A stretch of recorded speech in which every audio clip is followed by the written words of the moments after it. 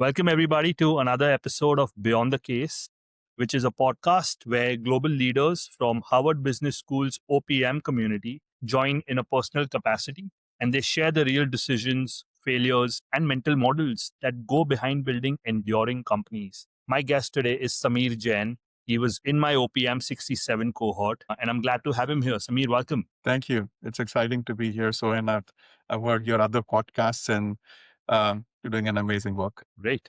Samir, do you want to introduce yourself for the listeners? Talk about, what your company is and what you do as well? Sure. So my name is Samir Jain. I am an entrepreneur. I started Net Solutions in early 2000. Basically started off as a web design agency, got into product engineering services, and now focusing more and more on the consumer stack in enterprises or organizations and verticals like retail, sports, media, entertainment. So what we do is we work on the consumer layer, the layer that is focuses on customer engagement, on loyalty, on growth, on commerce platforms, engagement platforms, or even product platforms. So across the board, wherever your consumers are, that's where we like to do the engineering. And what year did you start the company in? Year 2000. I started dabbling on the in the internet space around 1997. Net Solutions started in 2000. Was this the first thing you did out of college? No, I actually I joined my family business. My dad passed away when I was still in college, so I joined the family business, and then I realized that wasn't for me. So I started doing things on the side. I started an export company called Orion Exports. Didn't go anywhere, but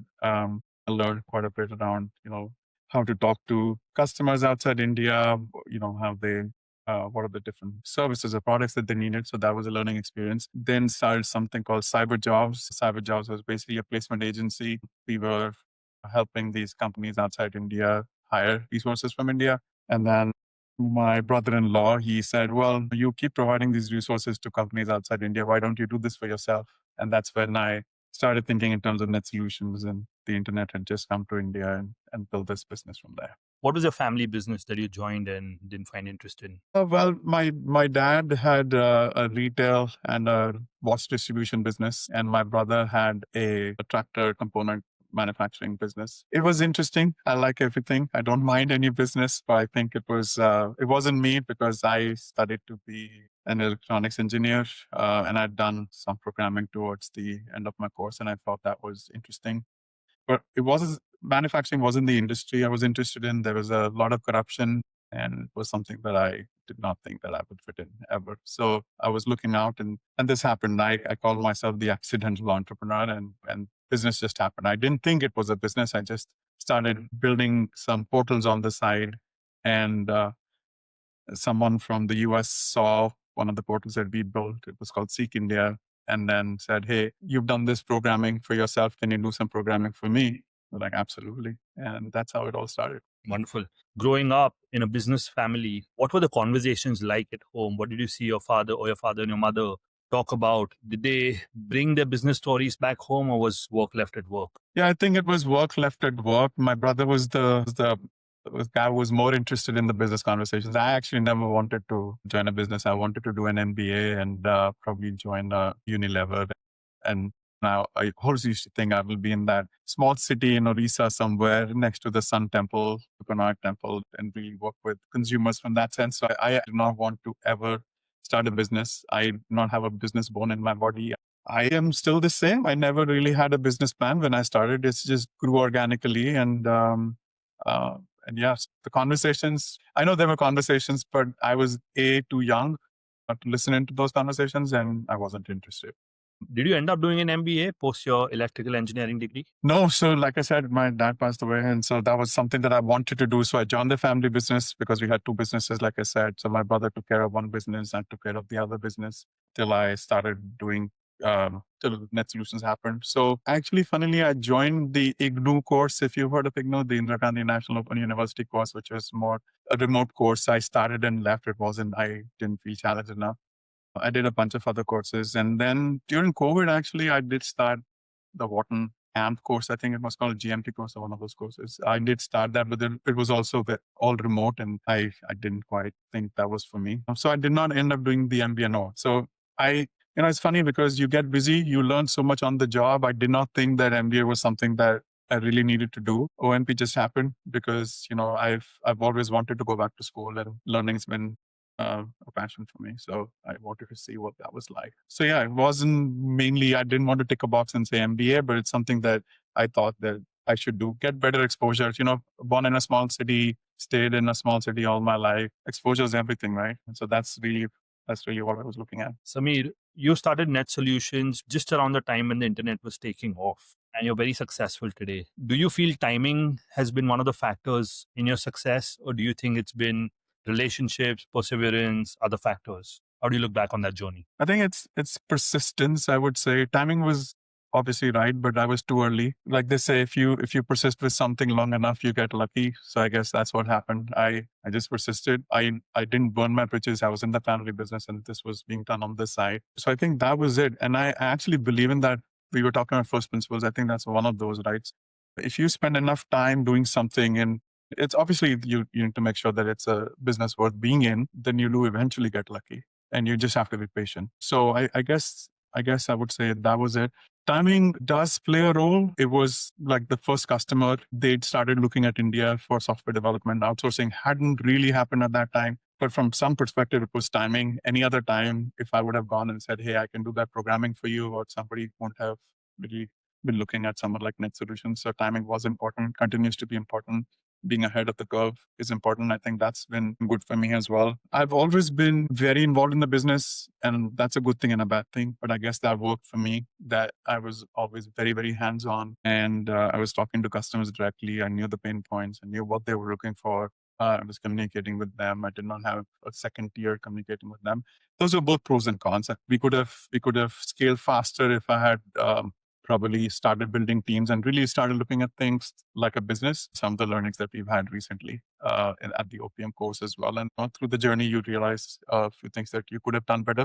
But absolutely, timing is important. Like AI, for example, is a great opportunity at this point in time. It's again timing. It's about who gets in there first, who finds those solutions for the domains that you want to play in.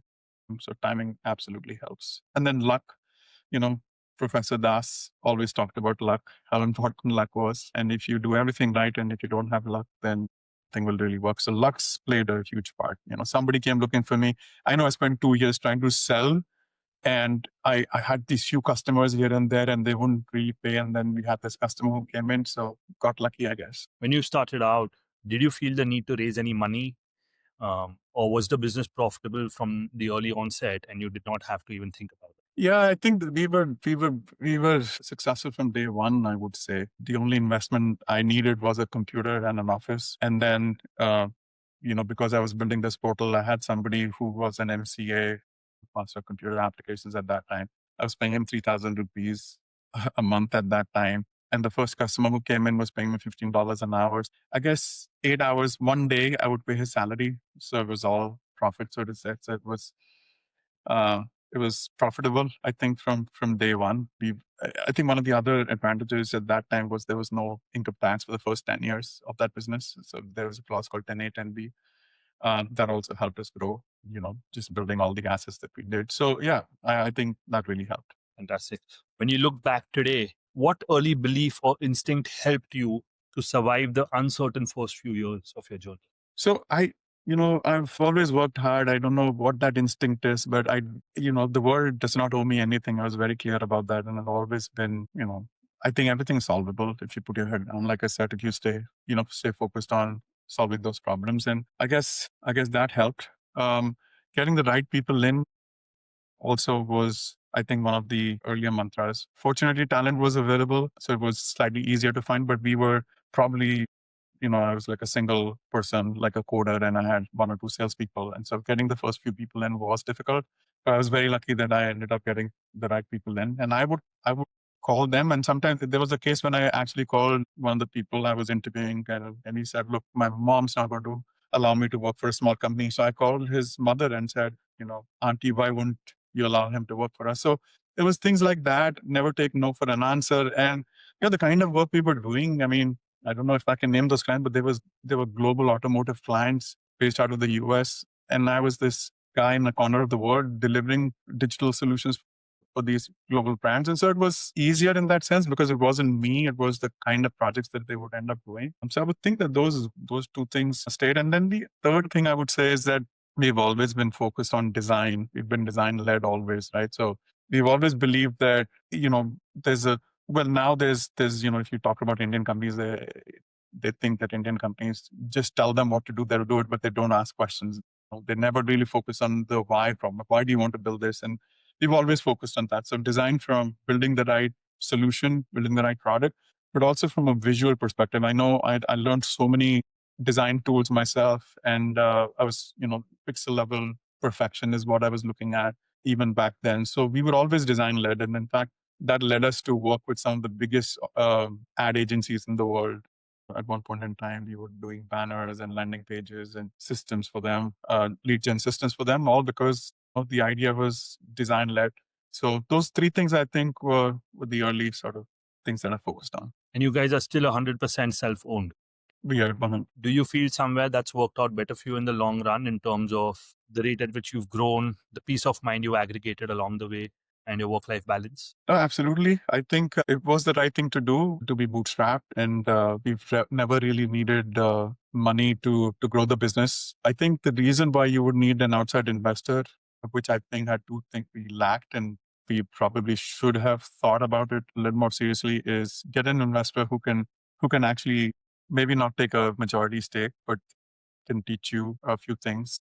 There's always learning when you're near an investor. They know exactly the areas to focus. They're well connected in the ecosystem. If you're looking to grow in the US and UK, we made a lot of mistakes, hiring people that haven't really worked. But with some of these investors also come connections. And I think that's another way of looking at getting some of these investors on board. It's not just the money bit. There are also ways in which you can merge with larger companies. One of the challenges that we faced is getting us very strong sales capability in the US and UK.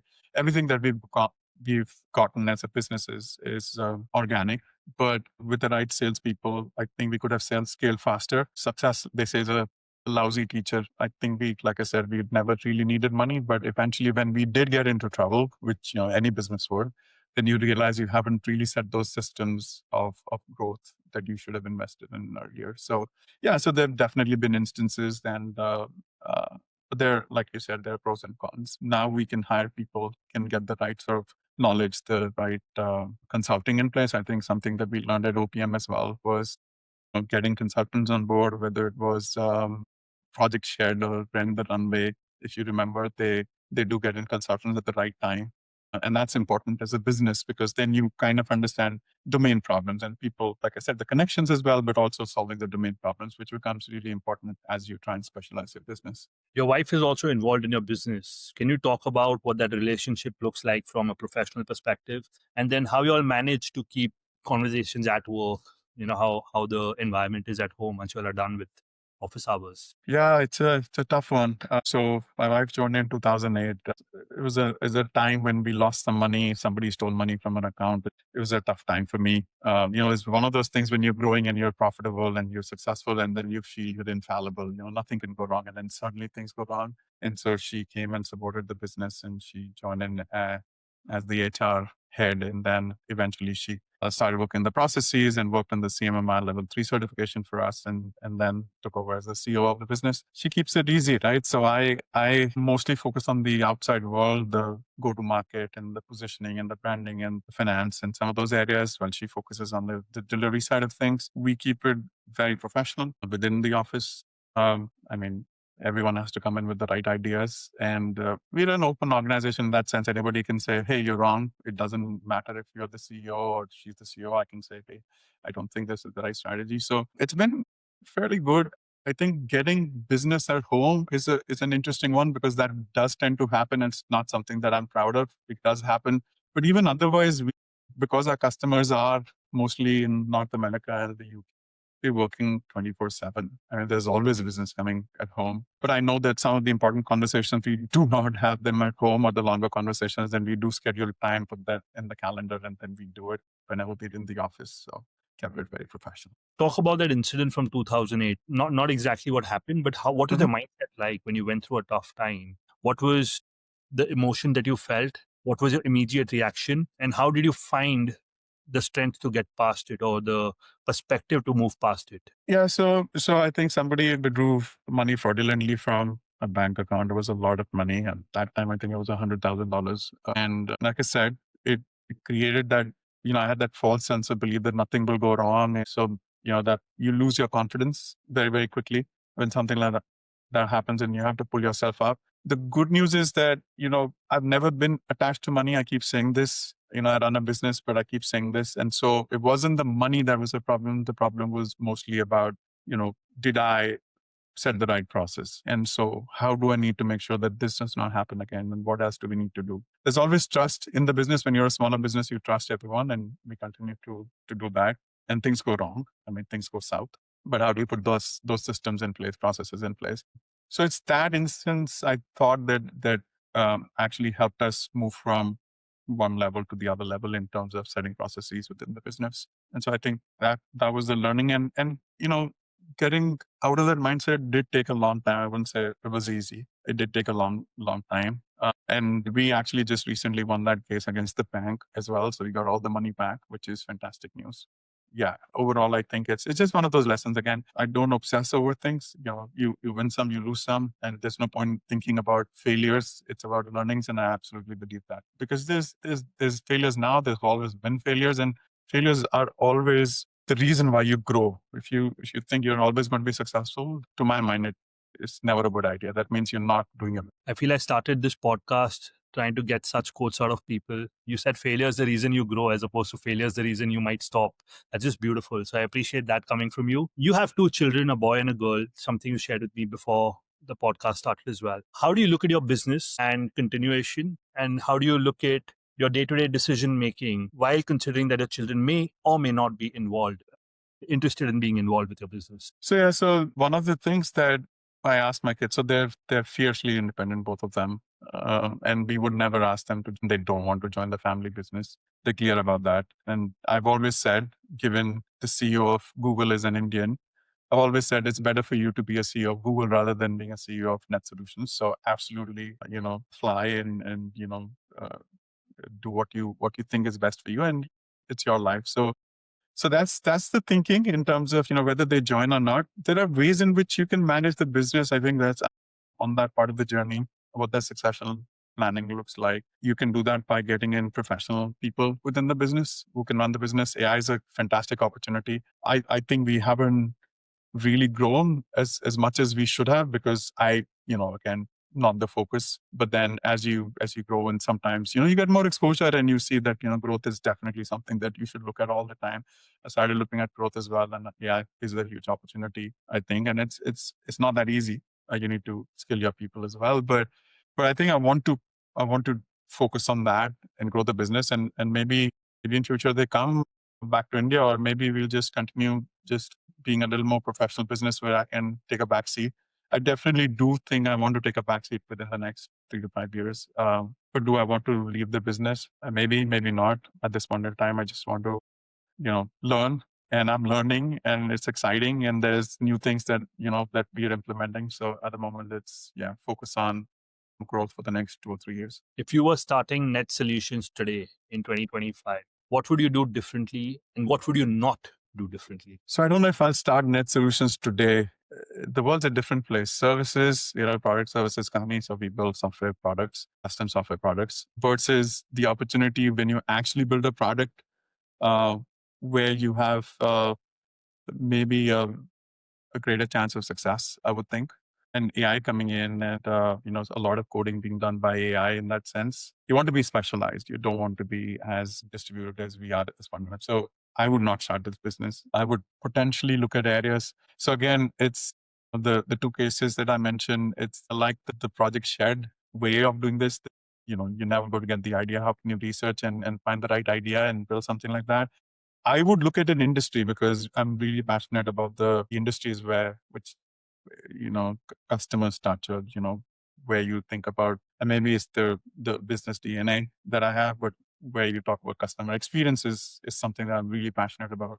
Customer engagement and growth and loyalty. So I would pick an area like that. We focus on retail, like I said, and sports and media and entertainment. So those are all great areas. I would pick a vertical. I would look at finding the right problem statement around some of those areas around engagement and, there's so much happening around fan engagement, for example. There's so much happening around personalization in retail. So I would focus on those areas. Maybe build a product, maybe build something that's a productized solution. I would do that. I would definitely also look for a partner. I would not start without a partner.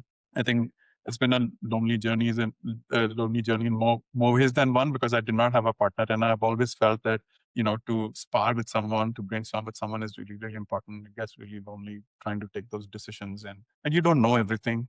I know that for a fact. So yeah, getting a partner early on would potentially be a better idea than starting out early and not having a business plan. I know you already mentioned that you attempted a course at Wharton and recognized that was not made for you. Talk to me about what made you come to OPM. How did you learn about the OPM program? So I've heard about the OPM a long time ago. There's another program called AMP, I think, at Harvard. And someone said that's the best program if you want to go to. And Wharton was the other one. I chose Wharton because I liked the fact that there were 3 or 4 different areas, and you can pick up 1 or 2 areas, 1 or 2 subjects from each one of those areas. That sounded like a good plan. During COVID, I went through the first 2 units and I thought this was way too easy. I could just sit there in the class and not contribute or not do anything and then still, keep qualifying. What's the point of any of that, right? I did not want that stamp of being important or whatever. And then I'd heard of AMP, like I said. And so I looked at AMP and they said, well, you're too small for AMP and maybe OPM is something that you should look at. So I kind of vacillated between doing OPM or not doing OPM, given that I was getting older as well. I was like, is this the right time? Maybe I'm too old for it. And then one of my friends, actually, my batch, he did OPM 66. And I saw a picture of him doing this. And I was, like, okay, maybe I'm not too old. So I spoke with them and asked him, I said, how did it go? He's like, if you have time and if you have money, you should absolutely do it. And then I connected with other OPMers as well that I knew. And they said it was the best thing that happened to them. So that's when I finalized. And then my kids are in Boston as well. One of the reasons why I thought that, what could go wrong? I'll spend a month in Boston and I'll learn. But it was, I think, way better than I thought it was going to be. I did not think that it was. So, I think one of, in life, sometimes, when I was in school and I got into another school and I was I would think I'm the best thing that happened to the school, right? And then you get in another school and, you're like, oh my God, these are all these rock stars in that school and such fantastic people. I've had that experience before. I had the exact same experience joining OPM. Qualified, everyone's done well in their business, and they're not just IT, that's probably the best thing, that you look at things differently. They don't look at things just from, a binary perspective that most IT folks tend to do. So I like that as well. I think that made it easier that there were people from different areas coming in, industries coming in, and such amazingly qualified and successful folks. You've already told me about 2 cases that left an impression on you. Is there a professor from HBS OPM that left the biggest impression on you? Yeah, I know. I mean, there's so many professors. I would say I'll be doing injustice if I said there's one professor who impacted me more, because there's learnings across the board from different professors. Some professors make it interesting, others don't have interesting subjects, and yet, and some of them, like for example, finance was weak spot. Like I said, never had a business plan, and for me to take those classes and then sit there and listen to the way finance teachers, were teaching was probably Professor Cohen, for example. I mean, it's like, that was a tough one, I thought, for me. But I really enjoyed all the other classes, I would say. I would say Professor Das stood out, not just because the way he taught things. I like the way he would focus on not necessarily what happened in the course, but really start focusing on a lot of other things. There's so much knowledge that you could gain just, having the case in the background, but how he used to draw things out of those cases. I would say Professor Anant was really good as well. Especially, I think his last session I thought really was amazing. Deepak Malhotra was amazing as well. The negotiation classes I thought were really, really good. But overall, I think there's a few things that really stood with me. I think one as an entrepreneur, I think, and this is overarching, right? A lot of decisions you take by your gut. And there's no good or bad thing. But what I've learned from OPM was, how do you actually try and get all the data that you have and then focus on taking decisions based on data as much as you also focus a little bit on your gut. I've actually taken a lot of decisions by gut, so I'm trying to take more decisions based on data. I'm spending more time on the problem rather than, like I said, success is a lousy teacher. There are times when you take decisions and good or bad or ugly, whatever, you move on. You like split second, you hear somebody and say, okay, this is the decision. So I feel that has stayed with me and I spend more time on the problem. I think Professor Das also talked about the next 10 years being the game of arbitrage. And I think that's a really, really interesting thing. We are in a knowledge economy, we are in a knowledge industry. And how do you really build that arbitrage for me is really, really important. And then things like, there's some things that have stayed with me, like the wow at Equitable, where, it talked about how can you change the metabolism of your organization? It's such an interesting word. How can you change that of your organization? How do you find, I think the professor said, how do you find bundles of talent and train them? I thought that was amazing as well.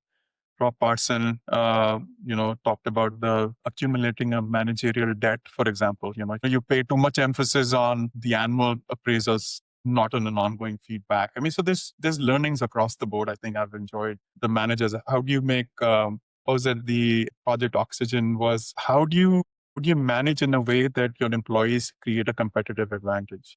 Is if you actually look at those cases, if you read those cases without those professors, it probably would not really come to this. But I think it's all those nuances, and especially every time you go back and you read them, and you're like, "Oh my God, this is amazing!" This makes a lot more sense. Samir, be honest. Did you just read your takeaways from all your sessions at OPM before this call? Because I'm amazed you remember so much. I've actually forgotten quite a bit, and I feel like I need a refresher. Like I said, I actually did, but at the same time, like I said, I was traveling quite a bit, but I actually got down to reading this during these holidays. Looking back at that, and for me, I take a lot of notes and I write down everything, and I had this iPad and pencil. I used to write down quite a lot, and I highlighted things, and I keep, because my learning process is you keep reiterating and keep learning them, because there are things that will appeal to me. There are things that I don't do properly, or some things that in my organization don't work. We pay too much focus on appraisals, but not continuous feedback, for example. And then managers, right? You keep asking that question, right? Are managers important? Why are managers important? And you realize, can you use your managers too? So it's a lot of those things that resonate. I think you have to probably you have to keep coming back to those lessons to really ingrain them within yourself. A last question for you. Is there a book that has influenced you that you'd like to share with us? I'll tell you that my first, my, when remember this American client that I said, who came to me and said, can you do this coding for me? I actually ordered a book from Amazon. I was probably one of the first customers in India. I ordered a book from Amazon US, a book on technology called Code Fusion to learn. So reading everything that I've done in life is actually reading books, including books like Dummies, HTML for Dummies and Design for Dummies and Web for Dummies. That's how I picked up everything. So picking books is difficult because every step of my journey, there's been a book for me. I think 2 or 3 books that, I keep thinking about all the time is The Fountainhead, for sure. The I think the courage of conviction and the absolute focus on doing the right thing is ingrained in me. I'm not wavered from that. There's a book called, actually, there's more books. Atlas Shrugged is another one from Ayn Rand that I actually love that book as well. Then there's this book from Michael Gerber called The E-Myth Academy, which talks about working on the business and not in the business. And they say anyone who works in the business is a technician. I've been a technician all my life and never worked on the business. So it's a good reminder to me to focus on working on the business. And then Marshall Goldsmith it talks about what got you here won't take you there. It's again a reminder for me all the time. Success is a lousy teacher. You know, you need to keep reinventing yourself. You need to keep learning. And so I think those are the 3 books that have really helped me in life. Fantastic, Samir. Thanks so much for being so open and honest. There's been a lot of takeaways from this conversation. So I do appreciate your time a lot. Thank you. Thank you, Sohan. Great chatting with you. Yeah, likewise.